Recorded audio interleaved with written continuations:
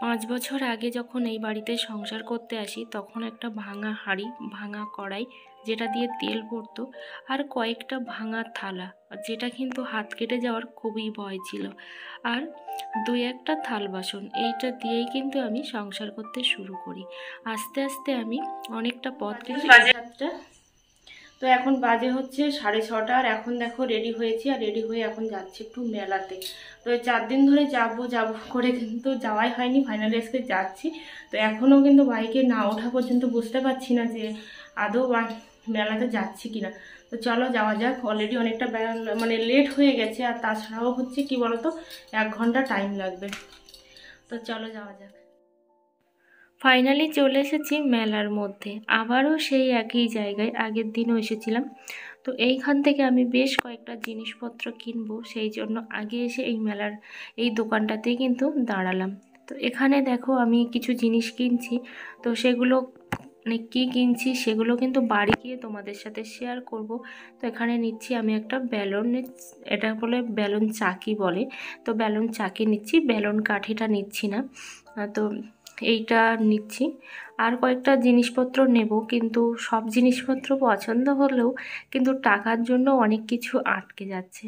তো এখানে দেখো জুতো দেখা চলছে, তো জুতোটা আমরা নিচ্ছি না যদিও, তো জুতো দেখা চলছে, আর বেশ কিছু দোকান উঠেও গেছে। আমি একটা জুতো এর আগে একদিন কিনেছিলাম, মানে প্রথম দিন মেলায় এসে সেই জুতোটা ছোট হয়ে গেছে বলে রিটার্ন করছিলাম, কিন্তু সেটা আর হয়নি।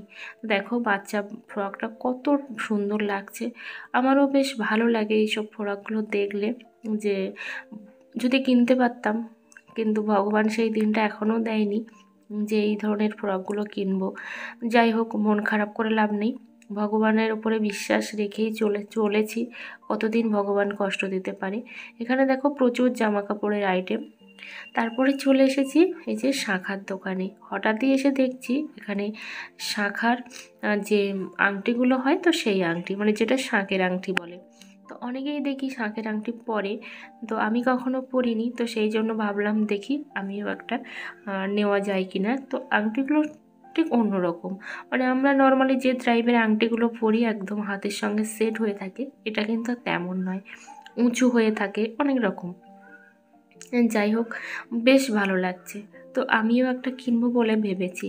ইউটিউবে এসে অনেক কিছুই দেখেছি যেগুলো কিন্তু আমাদের প্রচুরভাবে মোটিভেট করে যে এই জিনিসগুলো নিলে ভালো হয়, বা সামর্থ্যের মধ্যেই, যেগুলো সামর্থ্যের বাইরে সেগুলো তো আমাদের পক্ষে কোনো মতেই নেওয়াটা পসিবল নয়। তো আংটিটার দাম হচ্ছে 10 টাকা। তো এখানে দেখো 50 টাকা জুতোর সেল, পুরো যা নেবে 50 টাকা। ভীষণই ভালো লাগছে যে এখানে 50 টাকা জুতোর সেল।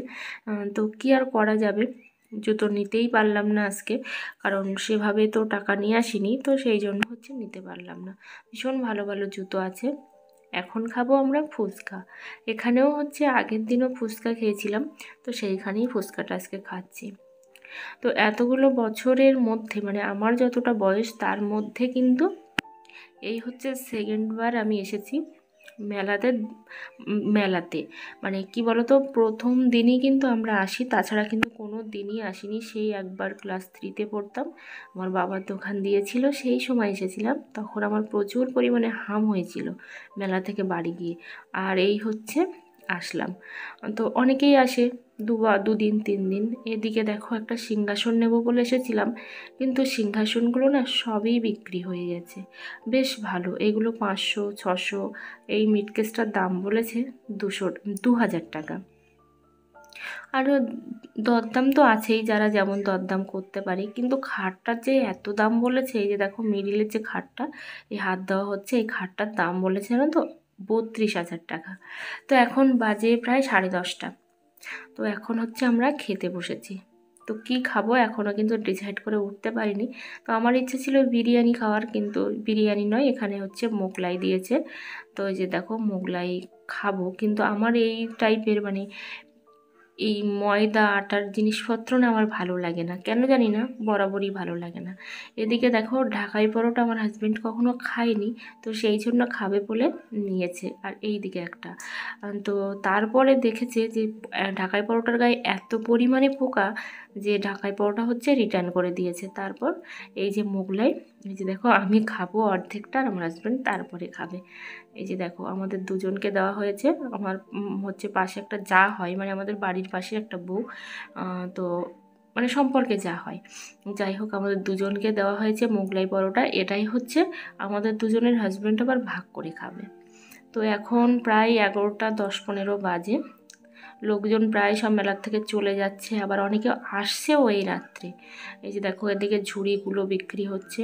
আমি একটা তুলসী মালা কিনবো বলে এখনও হাঁটছি, সেই মেলায় এসেছি সেখান থেকে এখনও পর্যন্ত সেই তুলসী মালাটাই খোঁজ করে যাচ্ছি। এই হচ্ছে হরির ঘর, হরি ঠাকুরের।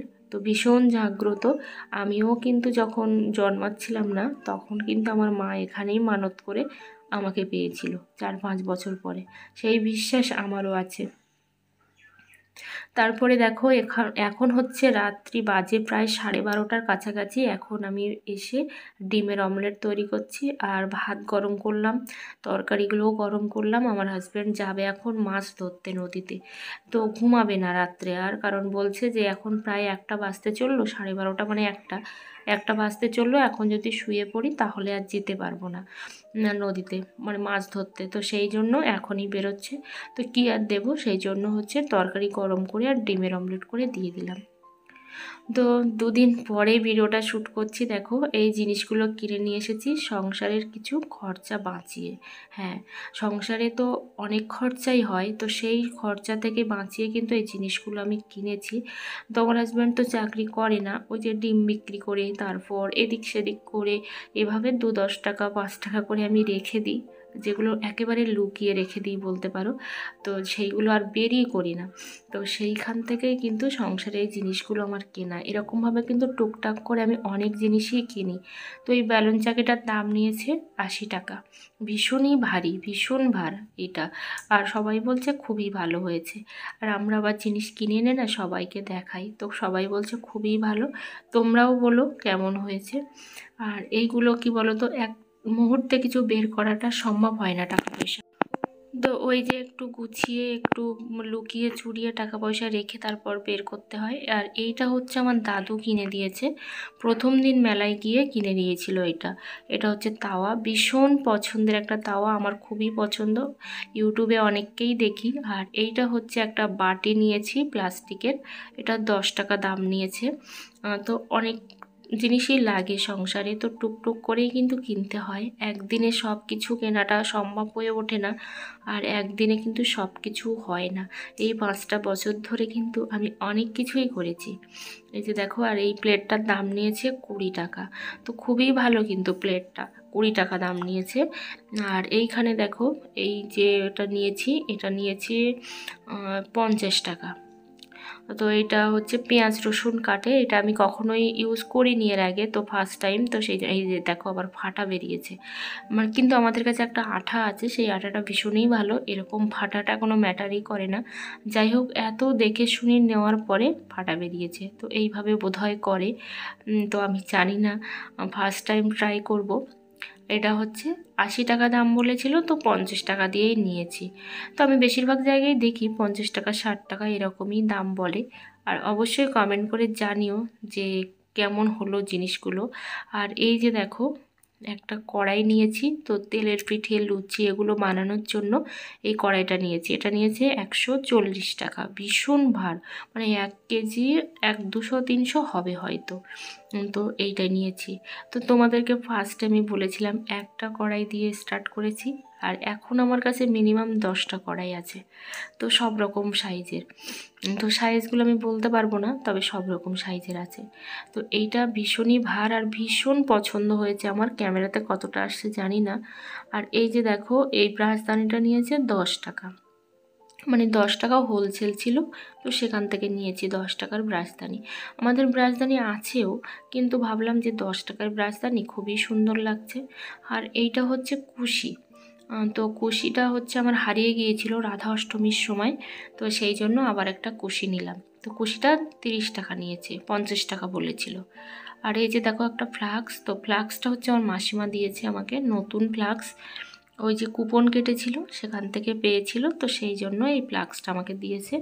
এটা জানি না এর দামটা কত, কিন্তু আমার সংসারে খুবই প্রয়োজনীয়। আমার ছিলও একটা ফ্লাক্স, তো আমার হাজব্যান্ডের পা লেগে পড়ে ভেঙে গিয়েছিল, কিন্তু তখন জানতাম না যে ফ্লাক্সের কাঁচটা লাগানো যায়। কিন্তু যখন আমরা ওটা ফেরিওয়ালাকে দিয়ে দিয়েছি, তারপরে জানতে পারলাম যে ওটাকে কাঁচ লাগানো যায়। তো খুবই প্রয়োজনীয়, যেমন আমার হাজব্যান্ডের জন্য ভীষণই চা খেতে পছন্দ করে, তো সেই জন্য পছন্দ, ওই আমার এটা খুবই লাগবে। আর এখন দেখো একটা দিয়েছে জুসার, জানি না কোনোদিন জুস করতে পারবো কি না, কারণ আমাদের তো সেভাবে ফল খাওয়া হয় না, তো জানি না কখনো যে জুস করতে পারবো কি না। তবুও কখন কিভাবে কোন জিনিসটা প্রয়োজনে লাগে কিছুই বলার নেই। এটাও আমার মাসিমা দিয়েছে, তো দেখা যাক কোন দিন কাজে লাগে। আর অবশ্যই একটু তরমুজ হলে বা একটু লেবুর শরবত করে দেখবো, মানে জুস করে দেখবো ঠিক কেমন হচ্ছে। আর তোমরাও কিন্তু কমেন্টে জানাতে ভুলো না যে আমার এই জিনিসগুলো ঠিক কেমন হয়েছে। তোমরাও কিন্তু চাইলে এরকম টুকটুক করে অনেক কিছুই সংসারে করতে পারো। ভিডিওটা এই পর্যন্ত, ভালো